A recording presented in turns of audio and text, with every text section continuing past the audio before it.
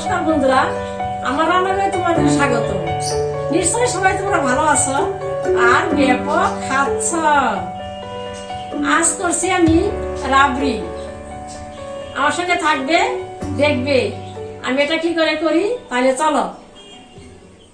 1 litre ফুল ক্রিমের দুধ নিয়েছি, 1 টেবিল চামচ চিনি, আর এখানে 4টে এলাচ, এটা আমি গুঁড়ো করে দিয়ে দিব পরে।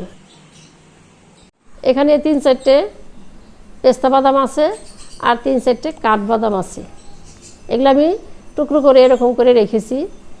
আর এখানে জাফরান আছে কয়েকটা।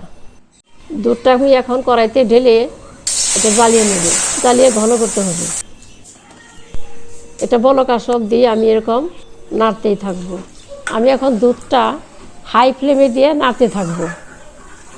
তারপরে এটা যখন ঘন হয়ে আসবে তখন আমি লো ফ্লেমে দিব, দিয়ে এটা সর পড়বে। দেখো সর পড়েছে, সরগুলো আমি কড়ার সাইডে এরকম উঠিয়ে উঠিয়ে দিব।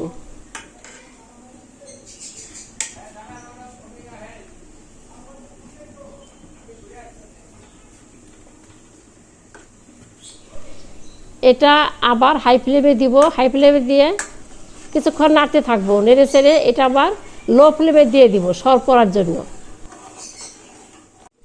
আমার এটা হয়ে এসছে, এখন এটার মধ্যে চিনি দিয়ে দিলাম।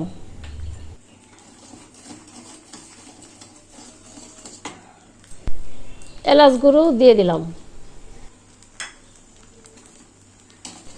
চিনি আর এলাচ আমি ভালো করে মিশিয়ে নিব।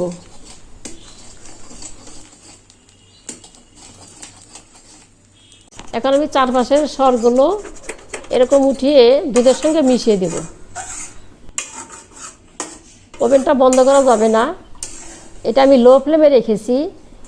এখন সবই একসাথে মিশিয়ে নিব। ওভেন অফ করে দেব। আমার রাবড়ি রেডি।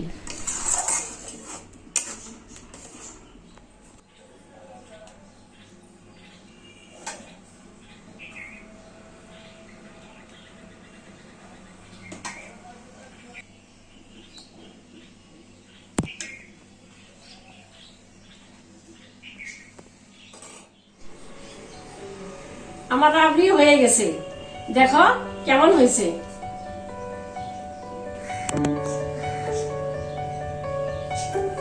এতক্ষণ আমার সঙ্গে থাকার জন্য তোমাদের অশেষ ধন্যবাদ।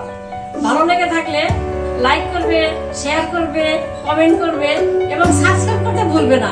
ভালো থেকো, সুস্থ থেকো, ধন্যবাদ।